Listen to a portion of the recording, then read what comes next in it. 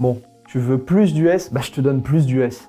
Ça a fait beaucoup jaser lorsque je vous ai dit que les US étaient en ce moment un peu trop chers.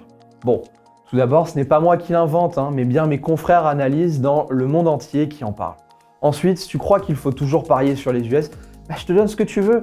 Car oui, le nouveau monde reste dans une croissance importante et constante. Alors aujourd'hui, je vais te parler de l'iShares Core S&P 500. Le S&P 500, c'est le plus gros indice américain qui regroupe les 500 plus grandes entreprises du pays de l'oncle Sam. Comme tu t'en doutes, si on prend les 10 plus fortes positions, on retrouve rien de bien original, entre autres. Allez, on va avoir du Apple, du Nvidia, du Microsoft, du Amazon, du Meta, du Alphabet, Broadcom, Berkshire Hathaway, JP Morgan, Eli Lilly ou encore Visa. Une chose très intéressante, vient des frais, il s'élève à 0,07%, un véritable plaisir ça.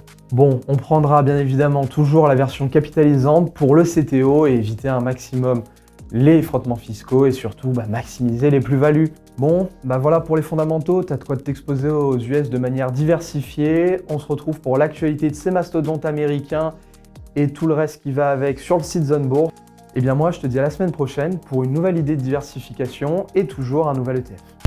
Moins 40% sur tous nos abonnements. Abonnez-vous maintenant sur zonebourse.com/service/solutions.